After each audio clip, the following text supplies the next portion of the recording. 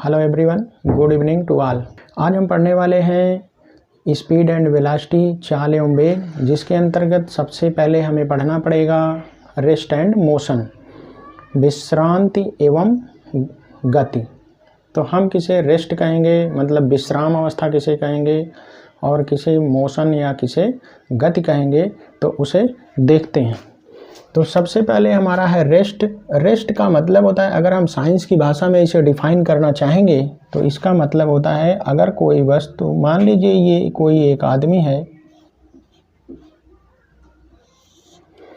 ये यहाँ पर खड़ा है, यहाँ पर खड़ा होकर के ये देखता है, ये रोड के किनारे यहाँ पर पोजीशन है इसकी, ये यहाँ पर मान लीजिए कोई गाड़ी है, ये इधर जाना चाहती है रोड से, और ये देख रहा है अगर टाइम के साथ, समय के साथ टाइम बढ़ता जाएगा, जैसे 1 second, 2 second, 3 second, 4 second, time तो कभी रुकता नहीं, टाइम अपनी स्पीड से बढ़ता जाएगा। अगर समय के साथ ये वस्तु अपनी पोजीशन चेंज कर रही है, मतलब यहाँ से खिसक के यहाँ आ रही है, यहाँ से खिसक के यहाँ, तब तो हम कहेंगे कि ये वस्तु गति कर रही है।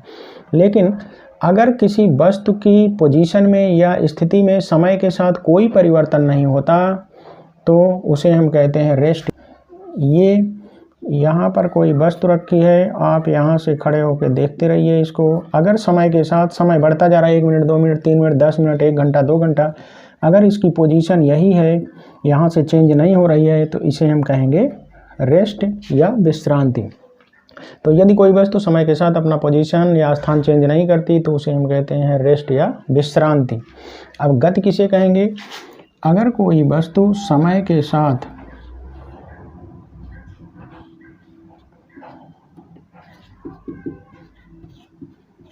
ये मान लीजिए कोई ऑब्जेक्ट है, वस्तु, और यहाँ से आप इसको ऑब्जर्व कर रहे हैं, समय के साथ ये जैसे जैसे टाइम बीतता जा रहा है, ये वस्तु खिसक कर चल कर यहाँ आ गई, तो वस्तु की पोजीशन नंबर 1, पोजीशन 2, तो यहाँ से यहाँ आना, मतलब समय के साथ इसकी पोजीशन चेंज हो रही है, इसका मतलब ये गति कर रही है। तो अगर समय के साथ किसी वस्तु की पोजीशन चेंज होती है तो उसे हम कहते हैं कि ये गति की अवस्था में है। तो ये हो गया रेस्ट एंड मोशन। अब हम देखते हैं डिस्टेंस, दूरी और विस्थापन।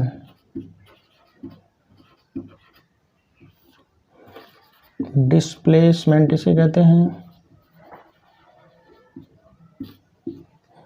इसे कहते हैं डिस्टेंस।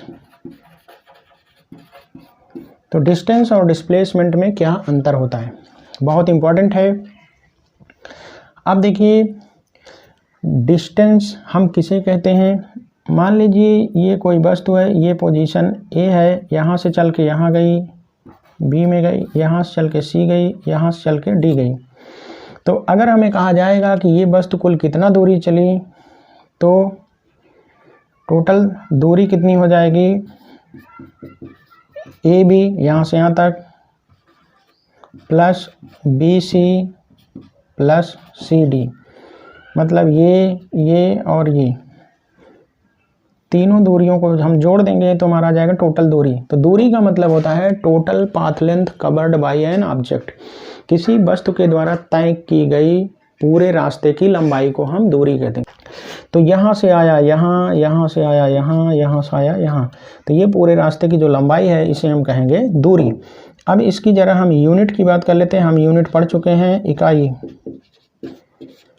तो एसआई या यम के सिस्टम में दूरी की यूनिट होती है क्या? मीटर।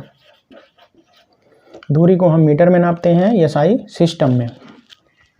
अब जरा हम देख लेते हैं डिस्प्लेसमेंट क्या होता है। अगर कोई वस्तु इस पोजीशन ए से बी को गई, बी से सी को गई, सी से डी को गई, तो डिस्प्लेसमेंट का मतलब होता है कि इनिशियल और फाइनल पोजीशन के बीच की सीधी दूरी। ये तो हो गया टोटल पाथ लेंथ। तो इनिशियल प्रथम अवस्था ये है, इसको हम कहते हैं इनिशियल पोजीशन, और इसको कहते हैं फाइनल पोजीशन। तो इनिशियल और फाइनल के बीच की जो सीधी दूरी है उसे हम कहते हैं डिस्प्लेसमेंट। तो किसी वस्तु के द्वारा चली गई पूरे रास्ते की लंबाई को दूरी कहते हैं, और किसी वस्तु के प्रारंभिक और अंतिम अवस्था के बीच की जो सीधी दूरी है उसे हम कहते हैं डिस्प्लेसमेंट। तो ये डिस्प्लेसमेंट हो गया, और 1 2 और 3, ये 1 + 2 + 3 ये हो गया दूरी। तो अब इसकी यूनिट की ज़रा बात कर लेते हैं, इसकी यूनिट इकाई। तो डिस्प्लेसमेंट भी एक तरह का, देखिए यहाँ से यहाँ तक ये पाथ की लंबाई है, केवल ये क्या है, प्रारंभिक से अंतिम अवस्था के बीच का जो रास्ता है उसकी लंबाई है, तो ये भी लेंथ है, तो इसकी भी यूनिट होती है मीटर। अब हम देखते हैं कि इसमें और क्या डिफरेंस हो सकता है। ये जो डिस्टेंस है ये होती है स्केलर, मतलब अदिश राशि, और ये होती है वेक्टर, जिसको हम कहते हैं सदिश राशि। अब सदिश राशि और अदिश राशि, अदिश माने होता है आ जिसमें दिशा न लगा हो, तो ये ऐसी राशियां हैं जिनको व्यक्त करने के लिए केवल मात्रा या अमाउंट, या जिसे कहते हैं मैग्नीट्यूड, केवल मात्रा की ज़रूरत पड़ती, दिशा की ज़रूरत नहीं पड़ती। जैसे हम कहेंगे 10 किलोमीटर, अब 10 किलोमीटर ये 10 मात्रा है, 50 किलोमीटर 50 इसका मैग्नीट्यूड है, 60 किलोमीटर 60 हो गया मैग्नीट्यूड। लेकिन इसमें हमें कोई ज्ञान नहीं हो रहा किस दिशा में चला, 10 किलोमीटर 50 किलोमीटर 60 किलोमीटर किस दिशा में चला, तो यहाँ पर हमें दिशा का ज्ञान नहीं हो रहा है, केवल इनको हम मैग्नीट्यूड, अमाउंट या मात्रा के द्वारा व्यक्त करते हैं। मतलब ऐसी राशियाँ जिन्हें व्यक्त करने के लिए डायरेक्शन या दिशा की ज़रूरत नहीं पड़ती, केवल उनके अमाउंट या मैग्नीट्यूड या मात्रा की ज़रूरत पड़ती, उन्हें कहते हैं अदिश राशियाँ। अब देखो ये सदिश राशियाँ, सदिश का मतलब होता है वेक्टर।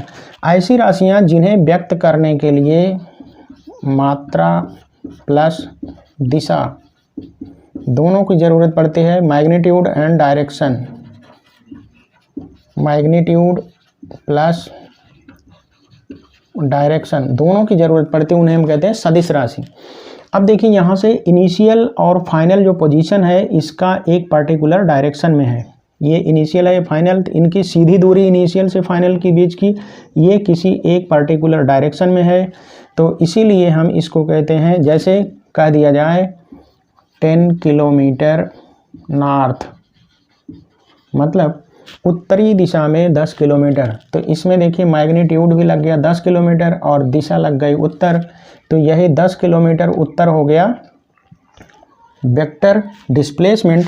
और अगर केवल हम कहेंगे 10 किलोमीटर तो 10 किलोमीटर हो गया डिस्टेंस। मतलब वेक्टर क्वांटिटी में उसको व्यक्त करने के लिए मैग्नीट्यूड और डायरेक्शन दोनों की ज़रूरत पड़ती है, लेकिन स्केलर में केवल मैग्नीट्यूड की ज़रूरत पड़ती है। अब देखिए जैसे हमारा डिस्प्लेसमेंट है वेक्टर, वेलोसिटी अभी हम आगे पढ़ेंगे, वेलोसिटी है वेक्टर, एक्सेलरेशन है, फोर्स है, मोमेंटम है, एंगुलर मोमेंटम है, टार्क है, ये सब वेक्टर क्वांटिटीज़ हैं, हम आगे आपको बताएंगे। अगर हम इस डिस्टेंस को कैपिटल डी से डिनोट करें और डिस्प्लेसमेंट को स्मॉल डी से, तो देखिए ज़रा डिस्टेंस जो है, डिस्टेंस इससे ज़्यादा भी हो सकता है। ऐसे आता है which of following is correct relation, निम्न में से कौन सही संबंध है, तो डिस्टेंस इससे ज़्यादा भी हो सकता है, इसके बराबर भी हो सकता है। तो ये सिंबल शो करता है capital D is greater than small D are equal to small D. तो ये डिस्टेंस जो है डिस्प्लेसमेंट से ज़्यादा भी हो सकता है और बराबर भी हो सकता है, लेकिन कभी डिस्टेंस डिस्प्लेसमेंट से कम नहीं होगा। कैसे देखो, यहाँ पर हमने दिखाया था डिस्टेंस का मतलब ये प्लस ये प्लस ये, तो ये तीनों जोड़ेंगे ज़्यादा होगा, और डिस्प्लेसमेंट देखिए केवल इतना ही है, 1 + 2 + 3 ये हो गया डिस्टेंस, और डिस्प्लेसमेंट केवल इतना ही है। तो डिस्टेंस क्या है, डिस्प्लेसमेंट से ज़्यादा है, और डिस्टेंस जो है डिस्प्लेसमेंट के बराबर भी हो सकती है। कैसे, मान लीजिए कोई वस्तु है ए से बी तक जा रही है, यहाँ से यहाँ तक, तो यहाँ पर पाथ लेंथ भी इतना ही है, पाथ की लंबाई मतलब डी भी यही है और डिस्प्लेसमेंट भी ए से बी इस डायरेक्शन में गया तो डिस्प्लेसमेंट भी यही है। तो यहाँ डिस्टेंस और डिस्प्लेसमेंट बराबर है। अब यहाँ देखिए, यहाँ पे अगर कहेगा तो जो डिस्प्लेसमेंट है ये या तो डिस्टेंस के बराबर होगा या उससे छोटा होगा, उससे बड़ा कभी नहीं होगा। ये यही रिलेशन, इसी को हम उल्टा लिख देते हैं। इसका मतलब हो गया D is either equal to capital D और लेस देन कैपिटल D। मतलब डिस्प्लेसमेंट हमेशा D से, डिस्टेंस से छोटा ही होगा और नहीं तो अगर हो सकता है तो इसके बराबर हो सकता है, इससे ज़्यादा नहीं हो सकता। विस्थापन कभी भी दूरी से ज़्यादा नहीं हो सकता है। विस्थापन कभी दूरी से ज़्यादा नहीं हो सकता है। और ये D जो है कभी जीरो नहीं हो सकती। जैसे कहीं से भी कोई जर्नी ऐसे करेंगे A से B तक तो ये कभी जीरो नहीं होगा। जैसे आप यहाँ से चले, सर्कुलर पाथ में चल रहे हैं A से, ये यहाँ से चल करके फिर यहाँ आ गए, तब भी ये पूरे पाथ की लंबाई क्या होगी, यहाँ से यहाँ तक जितना पाथ की लंबाई है वो है। डिस्टेंस कभी जीरो नहीं होती, लेकिन डिस्प्लेसमेंट कैन बी जीरो, ये जीरो हो सकता है। कैसे? जैसे मान लीजिए A है, A से कोई चीज़ B को गई और फिर यहाँ से लौटकर यहीं पर चली आई, जिस रास्ते से गई उसी रास्ते से लौट आई।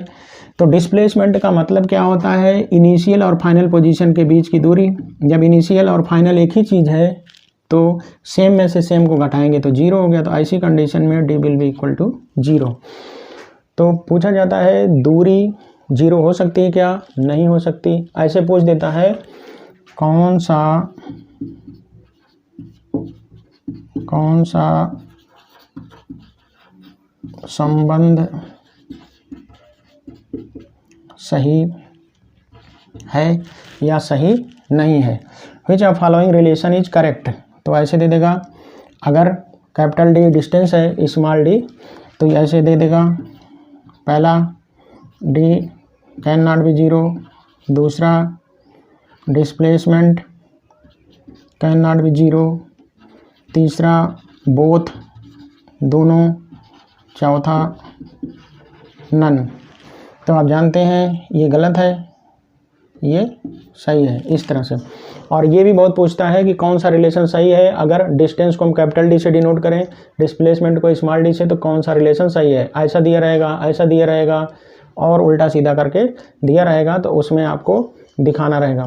अब इनको अगर हमें रिप्रेजेंट करना होगा, लिखना होगा, कैसे लिखते हैं, तो दूरी को हम ऐसे सिंपली ऐसे लिख देते हैं। लेकिन अगर विस्थापन हमें लिखना होगा तो मान लीजिए इसकी वैल्यू है, तो इसके ऊपर एरो लगाते हैं। जिस किसी भी राशि के ऊपर हमने एरो लगा दिया, इसका मतलब वो वेक्टर क्वांटिटी है। ये इसके पहले जो लिखा रहेगा यहाँ पर वो है उसका मैग्नीट्यूड, मात्रा, और ये एरो इंडिकेट करता है कि ये वेक्टर क्वांटिटी है। जैसे लिखा है A, तो A का मतलब अगर लिखा है 10A, तो इसका मतलब ये वेक्टर क्वांटिटी है।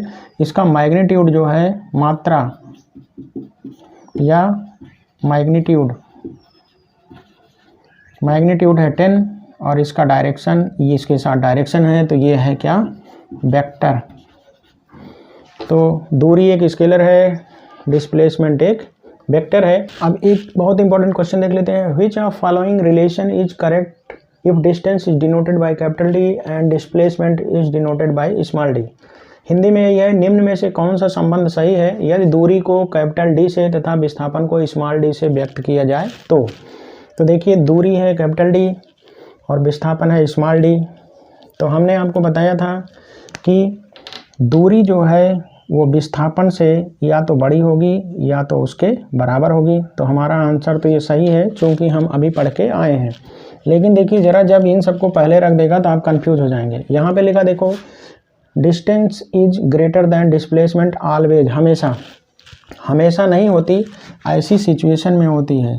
जैसे A B, अब ये यहाँ से यहाँ तक ये हो गई हमारी डिस्टेंस, और जबकि यहाँ से यहाँ तक ये हो गया हमारा डिस्प्लेसमेंट। तो यहाँ पर देखिए डिस्टेंस डिस्प्लेसमेंट से ज़्यादा है, लेकिन लिखा है ऑलवेज, हमेशा नहीं होता, बराबर भी होता है, तो इसलिए ये हो गया गलत। दूसरा देखिए विस्थापन इज ग्रेटर देन डिस्टेंस, तो ऐसा कभी होता ही नहीं, कभी भी डिस्प्लेसमेंट डिस्टेंस से बड़ा हो ही नहीं सकता, केवल उसके बराबर हो सकता है, तो ये भी गलत हो गया।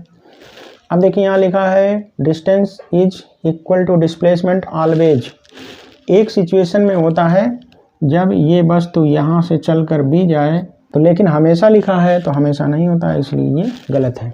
तो फ्रेंड्स, हमें उम्मीद है ये कंसेप्ट आपको ज़रूर पसंद आया होगा। अपने अगले वीडियो में हम पढ़ेंगे स्पीड एंड वेलोसिटी और उसमें क्या डिफरेंस है, माइन्यूट चीज़ें जो कि आपके सिलेबस में हैं और आपसे पूछी जाती हैं।